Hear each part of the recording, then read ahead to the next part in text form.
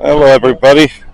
Right, so I'm taking a look here from the inside of Governor House for a change, which is a very interesting change. I'm so used to being on the other side of the gate. I have an open day, so I thought, let's take a look around. Well, they got a free garden tour, so I'm going to take that in a sec. So, yay.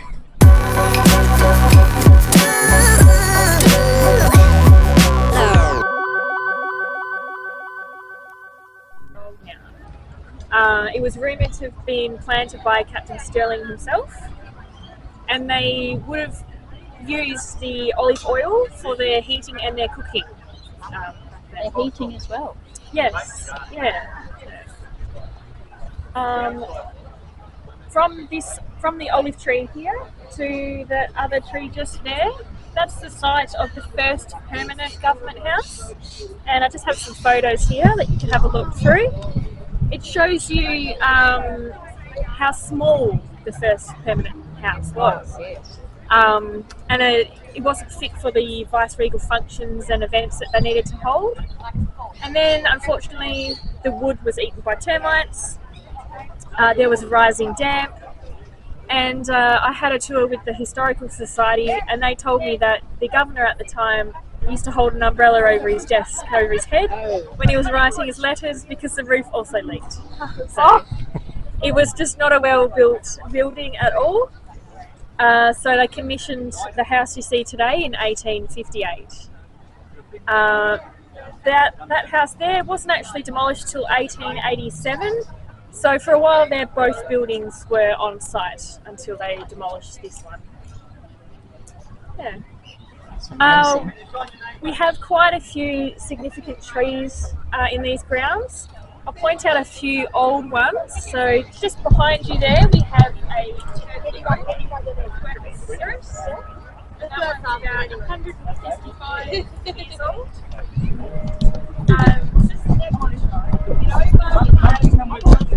Pine, and then directly behind it is a hoop pine, and that is a similar age as well, about 155. They would have been one of the first, plantings of trees on site. A little one, just there under the next to the umbrella. That's a lone pine, and that was planted in 2014. And it's a sapling that came over from Turkey as well, so to commemorate the Gallipoli land. So it's quite a nice one. The little olive over here, that is actually a cutting that's a gardener took from our main olive, big one here. So it's great we have an offspring to carry on the lineage of this one. If you have a look at the wall that runs along St George's Terrace here, that was first built in early 1850s, and then it was only in the late 1850s, so not too long afterwards, that they actually raised the level of St George's Terrace itself. So that's why you see such a discrepancy between the height from the road to the land as it is now. The building over here, up there, we call that the Lodge. That was built in 1906, and it was first used for the police orderlies that used to look after the governor. Since then, they had the Cunningham family, which I think all of them served as police orderlies. And then we had the Lockyer family live there, and all the family were involved in Government House in some form.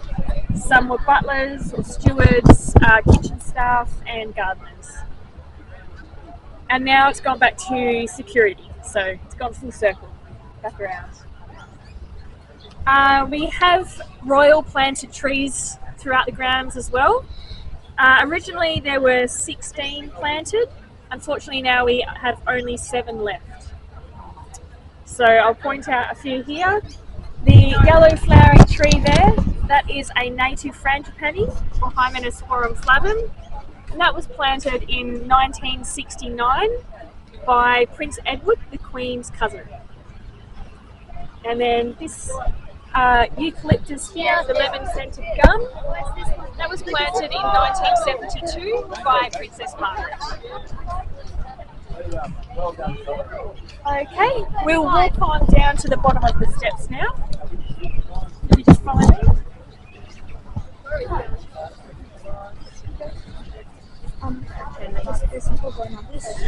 Yes, thank you.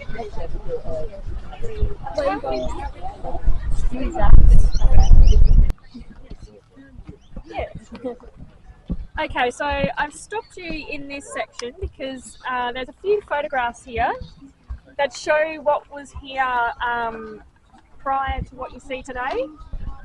So a botanist called James Drummond came out with Captain Stirling, and they used to use these lower grounds to grow and distribute food plants for the colonists. So those photos there, you can see these frames, and they used to sort of run along this main section here, and they used to grow their plants. The landscape completely changed in 1885 when Governor Broome decided he wanted to change the gardens from a functional garden to an aesthetic garden. So he employed a landscaper called Jeremiah Sheath, and they changed the layout to what you see today. So the way the paths are laid out and the garden beds with the lawn all dates back to 1885. A few interesting trees around here. We've got our beautiful clumps of palms in the lawn here. The first one, Phoenix reclinata, or Zingiga date palm. And then we have Phoenix canariensis, the Canary Island date palms. And we think they were planted like that on purpose. It wasn't an accident. And they're about 130 years old now. Another very significant tree is the one that is halfway up the grassy bank there. That is a Eucalyptus rudus, or a flooded gum, and that was here prior to any building. So we don't know exactly how old it is, but it is well over 200 years old. So, yeah, very important tree on the site. Okay, we'll walk on to the Wisteria Arch now. Stopped you in front of quite a stunning feature of our grounds, our Wisteria sinensis Arch. In the middle of September, it is usually in full purple bloom, and it's just a stunning feature. We are open, the grounds themselves are open Tuesday, Wednesday and Thursday every week between 12 and 2. So if you're ever around, you can pop in for those 2 hours and have a look and see what's flowering. I've got some more photos here. The first one is actually of Governor Bedford in his rowboat on the lakes that used to be here. So what you see today was only built in the year 2000. So prior to that, there was actually 2 smaller lakes, but unfortunately they were very stagnant, they were very smelly, and they just bred a lot of mosquitoes. So in the year 2000, they built what you see today, and they actually made the lake part of our reticulation system. So what happens now is we have a bore that comes from up top, runs through 2 very large iron filters because the water is just chock full of iron, and then it goes through 3 settling ponds to get more iron out. And then the water has to run through the reeds, which also filters more iron. And then we draw the water from the other end of the lake to water the grounds. The lake itself represents where the Swan River used to come up to.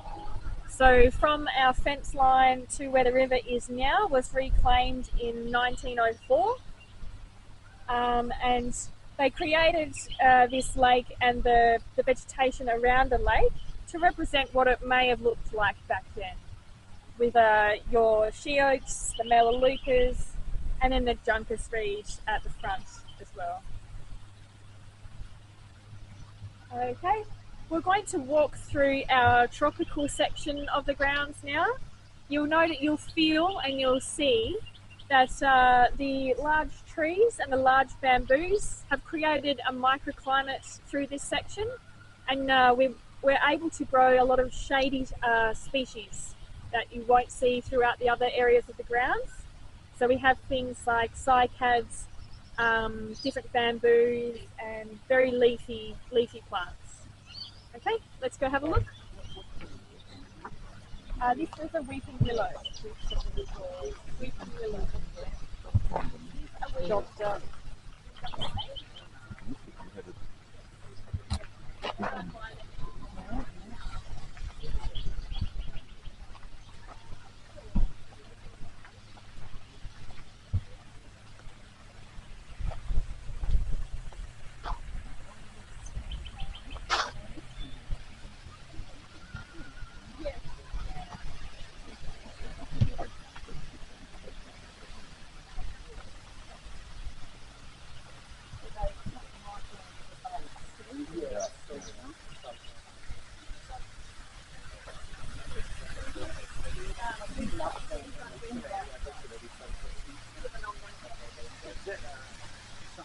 Program to only plant native.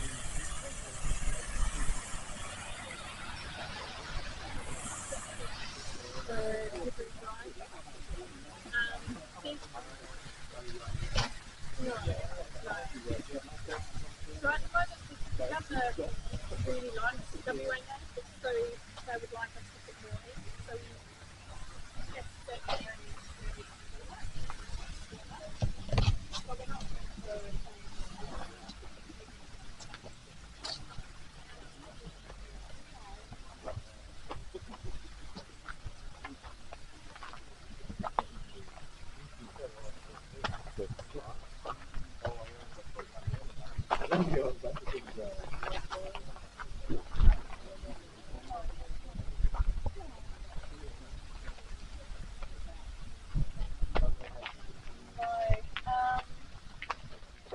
recall my manager saying he planted, I think, this area.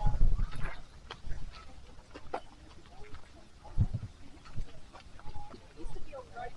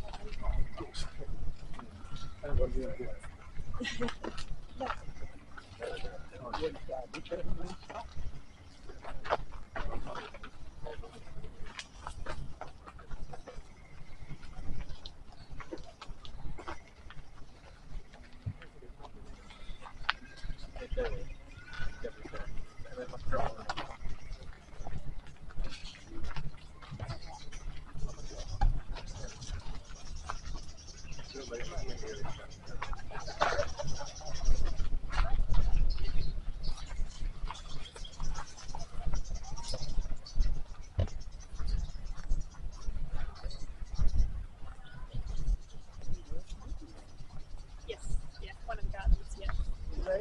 Just stopped you here because there's a couple of interesting plants. Directly behind you there, that palm, that fairly medium-sized one. I did a tour with the Palm and Cycad Society, and I didn't know this. They pointed it out to me that is a coconut palm, and it was very unusual to see it because usually in WA you don't see them growing south of Jurien Bay. So somehow we ended up with a coconut palm, and it's actually doing quite well. So hopefully some coconuts at some point in the future. Yeah. Not had any yet then. No, not yet. Still quite young, I think, for fruit. Go along Riverside Drive. Yes. When I started my job,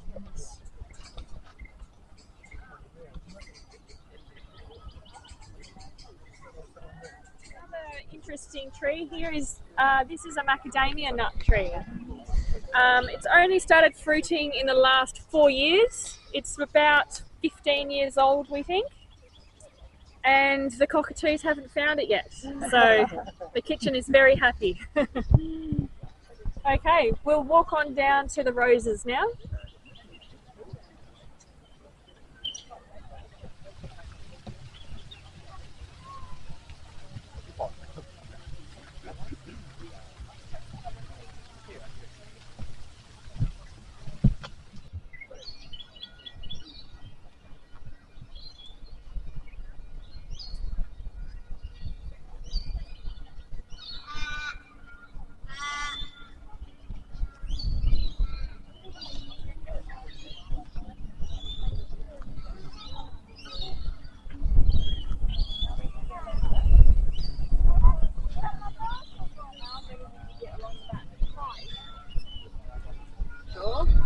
I'm going to count them in.